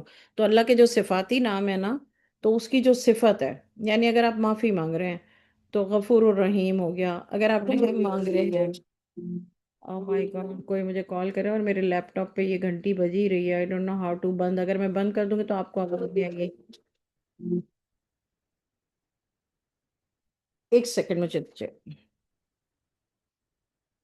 اچھا، تو خیر میں یہ بتا رہی تھی کہ یہ میرے دل میں تقریباً 33-34 ایئرس پہلے میرے دل میں یہ آیا، کیونکہ نہ میں کسی کے پاس جاتی تھی پوچھنے کے لیے، نہ کچھ، نہ میں کسی مطلب میرا یہ تھا ہی نہیں، بس مجھے یہ تھا میں جو بھی کہہ رہی ہوں، جو بھی میرے ساتھ ہو رہا ہے، مجھے جو بھی چاہیے یا میرا جو بھی مسئلہ ہے وہ میرا اللہ جانتا ہے۔ تو میں دل ہی دل میں بولتی تھی یا اللہ، دل ہی دل میں ایسے فکر مند رہتی تھی کہ کس طرح میں اللہ تعالیٰ سے بات کروں، کس طرح مانگوں۔ جس طرح ہم دعائیں مانگتے ہیں وہ تو ہم مانگ ہی رہے ہوتے ہیں، ظاہری بات ہے، لیکن تو اللہ تعالیٰ نے میرے دل میں یہ ڈالا کہ میرے ناموں جو میرے اسماء حسنہ ہیں ان کو پکڑ کر کے مجھ سے مانگو۔ اور میں نے جیسے ہی وہ شروع کیا، جو میرا مسئلہ تھا اس سے ریلیٹ کر کے میں نے ایک صفاتی نام پکڑا، اور میں نے اس اسماء حسنہ کو پکڑ کے میں نے ایک تسبیح ایک نماز کے بعد، کسی بھی ایک نماز کو میں نے فکس کر لیا تھا، اور اس کے بعد میں وہ ایک تسبیح پڑھتی تھی۔ اور پھر اس صفاتی نام کو میں نے چوز اس لیے کیا تھا، میں آپ لوگوں کے ساتھ اس لیے شیئر کر رہی ہوں کہ میں آپ کی ہیلپ کر رہی ہوں، کہ اللہ نے اتنا بڑا وظیفہ ہمیں دے دیا ہے، یہ بہت بڑی بات ہے۔ مطلب کسی اور سے وظیفہ کیا لینا ہے آپ نے؟ جو کوئی دوسرا بندہ وظیفہ دے گا، صحیح بزرگ ہوگا وہ، جو وہ وظیفہ دے گا، میں یہ نہیں کہہ رہی وہ غلط ہوگا، اللہ نہ کرے، اللہ نہ کرے، اللہ نہ کرے، لیکن وہ بھی تو اللہ کے کلام سے ہی وظیفہ دیں گے نا۔ تو آپ یہ کر کے دیکھیں اور اس کو بس اپنا لیں، اور یہ نہ سوچیں پورا ہوگا نہ ہوگا، یہ نہیں، یہ پھر اللہ تعالیٰ جو ہے نا وہ سب کے دلوں کا حال جانتا ہے۔ نیت میں فطور ہے یا نیت میں شک اور شبہ ہے یا صبر نہیں ہے نیت میں، تو پھر اب اللہ عالم، پھر وہ اللہ ہی فیصلہ کرتے ہیں کہ میں نے کیا کرنا ہے۔ تو بہرحال یہ میں آپ کو بتا رہی ہوں، یہ لکھ لیجئے، وظیفہ ہے اللہ نے جو ہمیں وظیفہ بتایا ہے وہ ہے آیت نمبر 180، کہ مجھ سے کیسے دعا مانگو۔ وَلِلَّهِ الْأَسْمَاءُ الْحُسْنَى، اور تمام اچھے نام اللہ کے لیے ہیں، تمام اچھے نام نہیں، اچھے اچھے نام اللہ کے لیے ہیں، فَادْعُوهُ بِهَا، تم اللہ کو انہی ناموں سے یاد کرو یا پھر اللہ کو پکارو۔ فَادْعُوهُ دعا ورڈ سے ہے، یعنی ان ناموں سے دعا کرو، ان لوگوں کو چھوڑ دو جو اللہ کے ناموں میں گڑبڑیاں کرتے ہیں۔ گڑبڑیاں کا مطلب جو اللہ کے ناموں کو پکڑ کر کے، استغفر اللہ، بہرحال دوسروں کے ساتھ صفاتی ناموں کو میچ کر دیتے ہیں نا، یہ نہ کرو، ان لوگوں کو ان کے کیے کی سزا ضرور ملے گی۔ آیت 181، ہماری مخلوق میں ایک جماعت ہے جو حق کے مطابق ہدایت کرتی ہے اور اسی کے مطابق انصاف بھی کرتی ہے، یعنی جو صحیح بات ہوتی ہے اس کی ہدایت کرتی ہے اور اسی کی مخالفت بھی کرتی ہے۔ اللہ تعالیٰ کہہ رہے ہیں میری مخلوق میں سے ایک جماعت ایسی ہے جو ہماری آیتوں کو جھٹلاتے ہیں، ہم ان کو بتدریج لیے جا رہے ہیں اس طرف کہ ان کو خبر بھی نہیں ہے، یعنی جو اللہ کی آیتوں کو جھٹلاتے ہیں اللہ تعالیٰ ان کو اسی راستے پر ڈالے ہوئے ہیں اور ان کو خود کو خبر بھی نہیں ہے۔ میں ان کو مہلت دے رہا ہوں، بلا شبہ میری تدبیر بڑی مضبوط ہے۔ کیا ان لوگوں نے غور نہیں کیا کہ ان کا جن سے سابقہ ہے وہ مجنون نہیں ہے؟ اب رسول اللہ صلی اللہ علیہ وسلم کی بات کریں، وہ تو صرف صاف صاف ڈرانے والے ہیں۔ کیا انہوں نے آسمانوں اور زمین کے عالم میں غور نہیں کیا؟ اور دوسری چیزوں میں بھی جو اللہ نے پیدا کی، اس بات میں ممکن ہے کہ ان کی موت قریب آ گئی ہو، پھر قرآن کے بعد کس بات پر ایمان لائیں گے؟ جس کو اللہ گمراہ کر دے اس کو کوئی دوسری راہ سیدھی دکھا نہیں سکتا، اللہ ان کو گمراہی میں بھٹکتا ہوا چھوڑ دیتا ہے۔ یہ آپ سے قیامت کے بارے میں پوچھتے ہیں، یہ کب آئے گی؟ آپ فرما دیجئے اس کا علم تو میرے رب کو ہی ہے، اس کو اس کے وقت پر اللہ کے سوا دوسرا کوئی ظاہر نہیں کرے گا، وہ آسمانوں اور زمین کا ایک بہت بڑا حادثہ ہوگا، وہ تم پر اچانک آ جائے گی، اور وہ آپ سے اس طرح پوچھتے ہیں جیسے آپ گویا اس کی تحقیقات کر چکے ہیں۔ اس آیت کے آگے آپ لکھیں گے نوٹ، قیامت کے بارے میں اللہ تعالیٰ کیا فرماتے ہیں؟ وہ آپ سے اس طرح پوچھتے ہیں جیسے آپ گویا اس کی تحقیقات کر چکے ہیں. آپ فرما دیجئے کہ اس کا علم خاص اللہ ہی کے پاس ہے، مگر اکثر لوگ جانتے نہیں ہیں.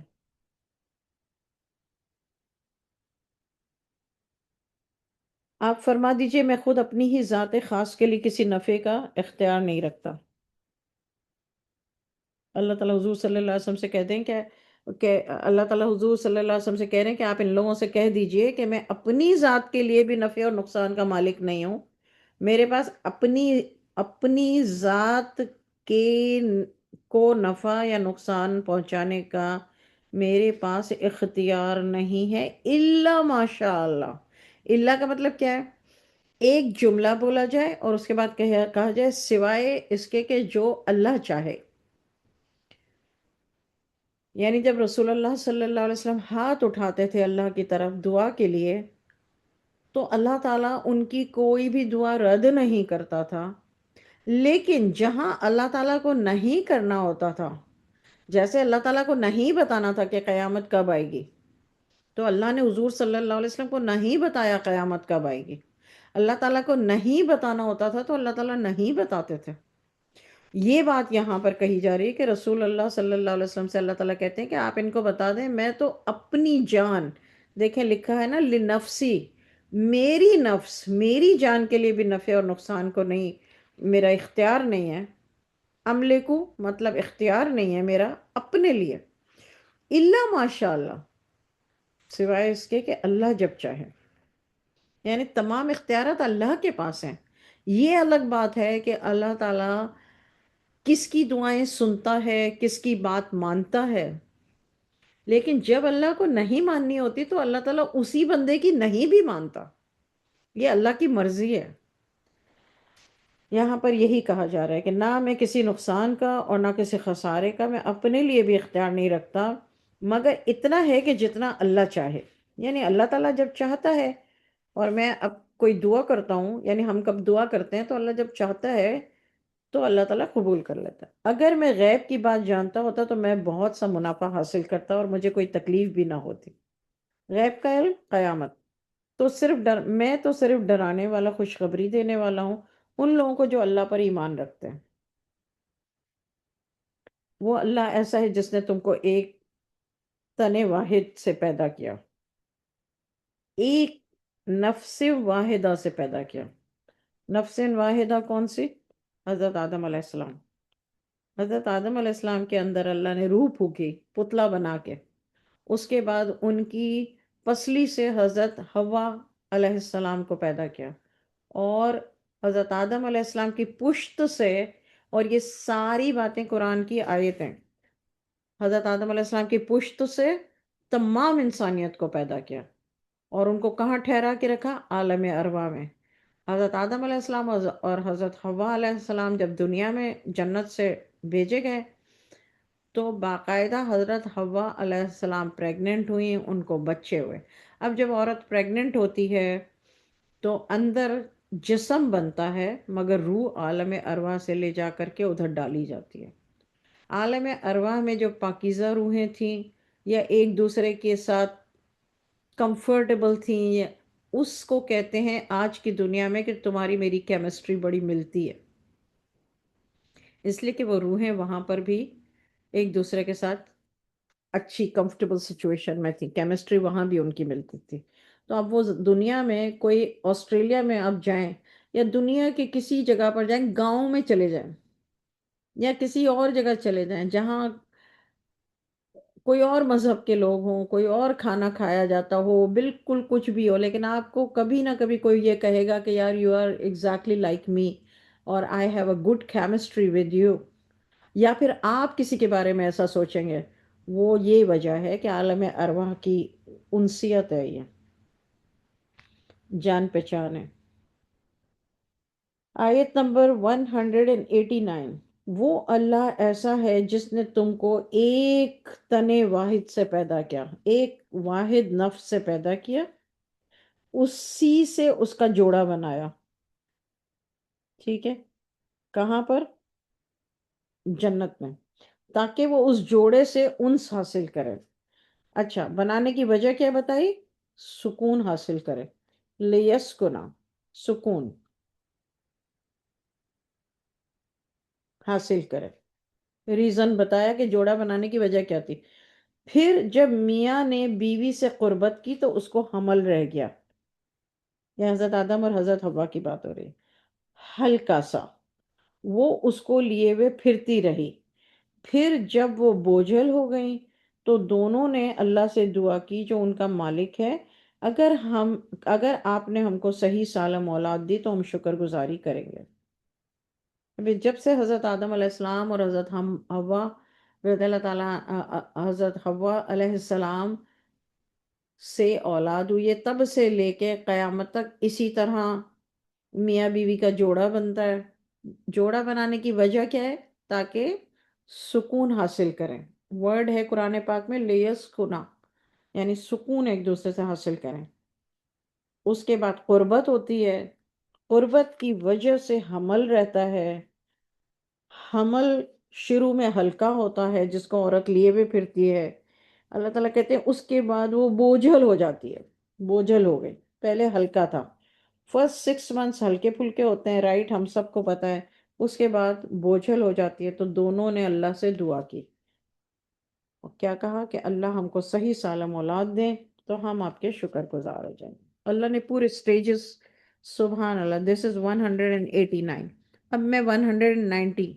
سو جب اللہ نے ان دونوں کو صالحن، آتاہما صالحن، صحیح سالم اولاد دے دی تو وہ اللہ کی دی ہوئی چیز میں اللہ کے شریک قرار دینے لگے۔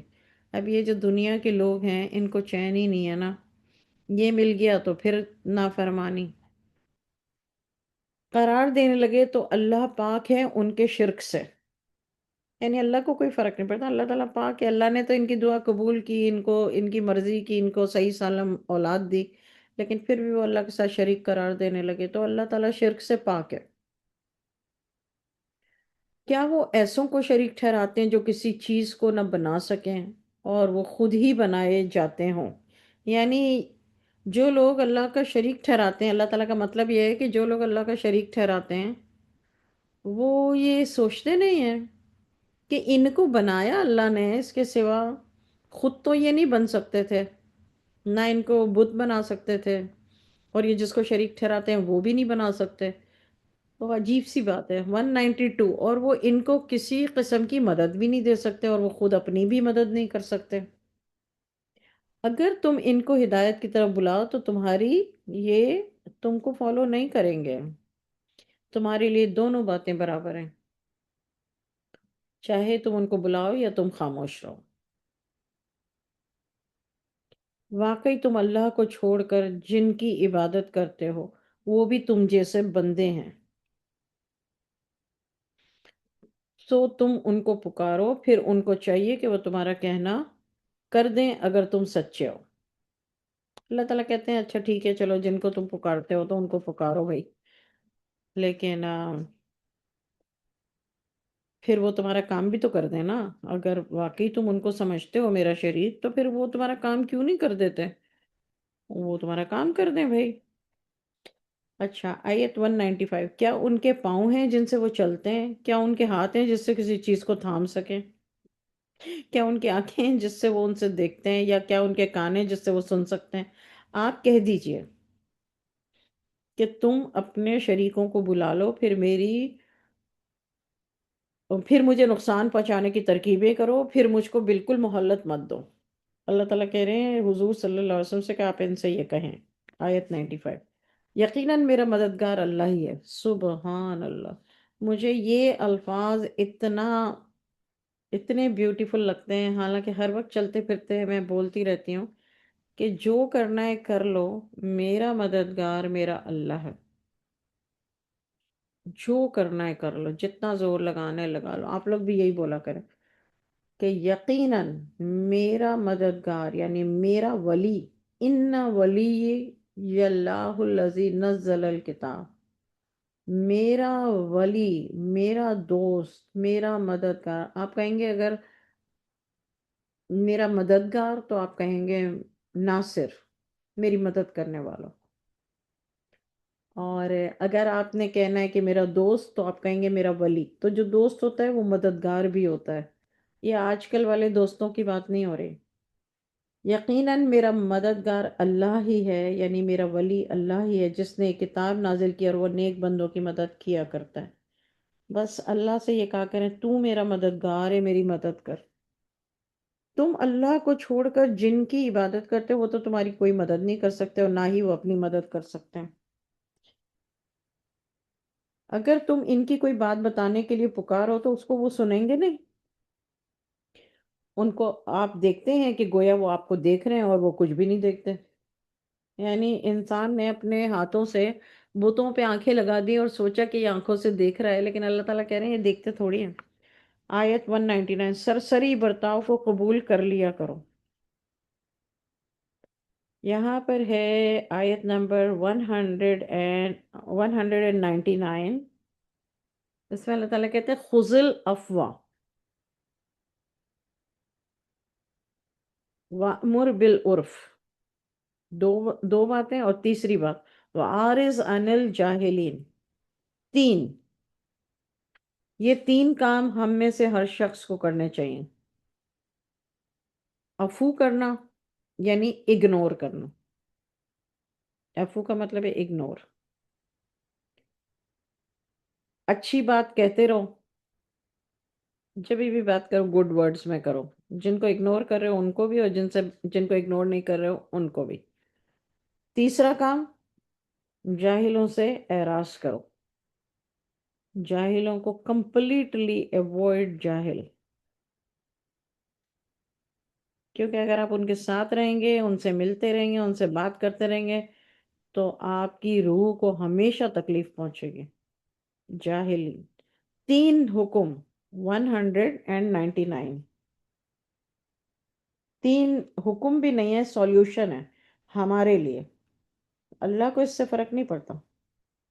یہ ہمارے لیے، یہ ہمارے لیے سولیوشن، بلکہ یہ ہمارا بیہیویئر ایسا ہونا چاہیے. جاہلوں کے ساتھ ان کو ایوائڈ کرو، اور ان کے ساتھ سرسری سا برتاؤ رکھو. سرسری سا برتاؤ کیسا ہوتا ہے؟ السلام علیکم، وعلیکم السلام، کیسے ہیں آپ، ٹھیک ہیں؟ اور پھر دوسرے کسی سے بات کرنا شروع کر دو، یا اپنے ایکشن سے بتا دو بھیا we don't like you, you are جاہل. یہ کہنے کی ضرورت نہیں ہے. آیت نمبر 200، یہ سولوشن ہے ایکچولی 199 میں. اگر آپ کو شیطان کی طرف سے کوئی وسوسہ آنے لگے تو اللہ کی پناہ مانگ لیا کرو.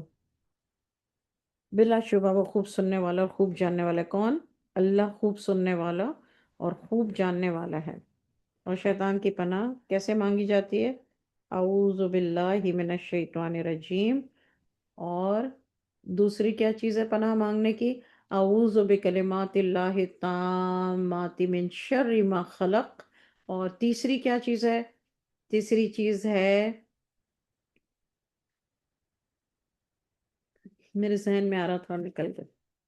تین چیزیں ہیں جو میں پڑھتی رہتی ہوں شیطان کی پناہ لا مانگنے. لا حول وقل ولا ربی قوة اعوذ بک من همزات الشیاطین. نہیں نہیں، لا حول ولا لا قوة إلا حول بالله. ولا قوت الا باللہ العلی العظیم.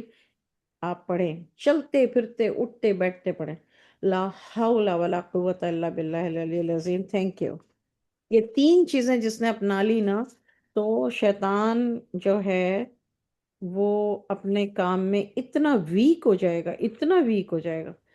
اور ہم نے بچپن سے کیا پریکٹس کیا ہے کہ کسی کو یون آئے تب پڑھو. اس کے علاوہ تو ہم نے کبھی سنا ہی نہیں ہے پڑھنا. اللہ 201، بے شک جو اللہ سے ڈرتے ہیں جب ان کو شیطان کی طرف سے کوئی خطرہ ہوتا ہے وہ یاد اللہ میں لگ جاتے ہیں، سو یکایک ان کی آنکھیں کھل جاتی ہیں. سبحان اللہ. سولیوشن، یہ سب سولیوشن ہے. اب اللہ کی یاد اللہ نے کہا ہے، لیکن کیا اللہ کی یاد کیا کریں؟ پہلا کلمہ پڑھنا شروع کر دیں، استغفار کرنا شروع کر دیں، یا لاحول پڑھنا شروع کر دیں. جو بھی کریں گے اللہ سے، کیونکہ پیچھے اللہ نے کہا نا کہ مجھ سے پناہ مانگو. اللہ تعالیٰ نے بتا دیا نا آپ کو سولوشن کہ مجھ سے پناہ مانگو، تو اس لیے میں نے پناہ مانگنے کی 3 دعائیں بتائیں۔ اعوذ باللہ من الشیطان الرجیم، اعوذ باللہ من الشیطان الرجیم، سورہ فلق، سورہ ناس، اور لا حول ولا قوت الا باللہ العلی العظیم۔ یہ سولوشن اللہ نے بتائیں خود، اللہ تعالیٰ نے خود سارے سولوشن بتائے، اور آگے کتنی اچھی بات کہی ہے 201 میں، بے شک جو اللہ سے ڈرتے ہیں۔ دیکھیے اب اللہ نے یہاں پر کنڈیشن لگا دی کہ جو لوگ ڈرتے ہیں اللہ سے، ان کو شیطان کی طرف سے کوئی خطرہ ہوتا ہے، وہ یاد اللہ میں لگ جاتے ہیں، یکایک ان کی آنکھیں کھل جاتی ہیں۔ What a beautiful thing! آپ سب لوگوں نے ایکسپیرینس کیا ہوگا، ہماری آنکھیں کبھی بھاری ہو رہی ہوتی ہیں، کبھی ہمارے دل میں ایسی ایسی باتیں آ رہی ہوتی ہیں، ہمیں سمجھ نہیں آتا ہم کیسے سولو کریں۔ یہ اللہ تعالیٰ نے سولوشن بتا دیا، یہ کرو۔ اگر تم اللہ سے ڈرتے ہو، اگر اللہ سے نہیں ڈرتے تو پھر ٹھیک ہے، پھر جو بھی کر رہے ہو ایسا ہی بیہیویئر رکھو۔ آیت 202، اور جو شیطان کے تابع ہیں، دیکھیے اس کا مطلب یہ ہے کہ شیطان کے تابع ہیں لوگ۔ یہاں ترجمے میں تابع لکھا ہے، لیکن آیت میں لکھا ہے اخوانہم۔ اخوانہم جو شیطان کے بھائی ہیں، اخوان، اخوانہم شیطان کے جو بھائی ہیں، وہ ان کی گمراہی میں کھینچے چلے جاتے ہیں، بس وہ باز نہیں آتے۔ استغفر اللہ! پھر تو کہاں کے کہاں نکل جاتے ہیں وہ شیطان کے ساتھ، ان کے بھائی بن کے۔ یہ دیکھیں بھائی کہنا وہ قرآن میں، وہ اخوانہم شیطان کے بھائی۔ جب آپ ان کے سامنے کوئی معجزہ نہیں دکھاتے تو کہتے ہیں آپ یہ معجزہ کیوں نہیں لائے؟ آپ کہہ دیجئے میں تو اس کا اتباع کرتا ہوں جو مجھے وحی کی جاتی ہے میرے رب کی طرف سے، یہ بہت سی دلیلیں ہیں تمہارے رب کی طرف سے، اور ہدایت اور رحمت ہے ان کے لیے جو یقین کرتے ہیں۔ اللہ تعالیٰ سکھا رہے ہیں حضور صلی اللہ علیہ وسلم سے کہ آپ یہ جواب دیں ان کو جب یہ آپ کو یہ کہتے ہیں تو۔ جب قرآن پڑھا، او مائی گاڈ، اور جب قرآن پڑھا جایا کرے تو کان لگا کر سنا کرو، اور خاموش رہا کرو تاکہ تم پر رحمتیں کی جائیں، اور اپنے رب کو یاد کیا کرو، اپنے دل میں عاجزی سے ڈرتے رہو۔ دیکھیے دل سے جب تک انسان اللہ سے نہیں ڈرے گا نا، تو تب تک اپنا بیہیویئر چینج نہیں کرے گا۔ تو اللہ تعالیٰ نے پھر سولوشن بتایا، اپنے رب کو یاد کیا کرو، اپنے دل میں عاجزی سے ڈرتے رہو، زور کی آواز کے بجائے کم آواز سے صبح اور شام، اور غافلوں میں نہ رہنا۔ یعنی کتنی چیزیں ہو گئی؟ نمبر 1، اپنے رب کو یاد کرو۔ نمبر 2، عاجزی سے ڈرتے رہو۔ نمبر 3، زور کی آواز کے بجائے کم آواز سے، یعنی بہت چیخ چیخ کے نہیں، چیخ چیخ کے نہیں، درمیانی آواز سے صبح اور شام اللہ کی عبادت کرو، اللہ کی یاد کرو صبح اور شام، بکرتو و اصیلا۔ یہاں پر لکھا ہے بالغدو والآصال آیت میں، اس کا مطلب ہے صبح اور شام، اور غافلوں میں نہ رہنا۔ یہ اللہ تعالیٰ نے بتا دیا، یہ نسخہ ہو گیا ڈاکٹر کا، اللہ نے ہمیں نسخہ دے دیا۔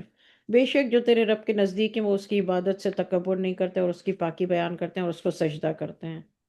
صدق اللہ العظیم۔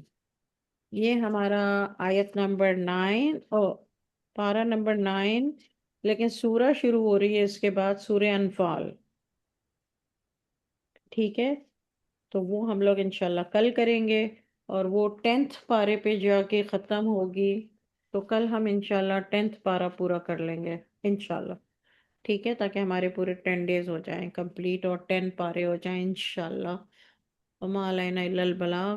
اللہ تعالی ہم سب کو صراط مستقیم پر چلنے کی توفیق عطا فرمائے، اور ہم سے جو غلطیاں سرزد ہو جاتی ہیں، جو گناہ ہو جاتے ہیں، جو ہم غفلت کی زندگی، غفلت یا اللہ کی ناراضگی والے کام کرتے ہیں، تو اللہ کی ناراضگی والے کام کرتے اسی لیے ہم ہیں کہ وہ ہماری غفلت کی نشانی ہوتی ہے، تو اللہ ہمیں ان سے بچا لے، اور اللہ ہم سب کو شیطان مردود کے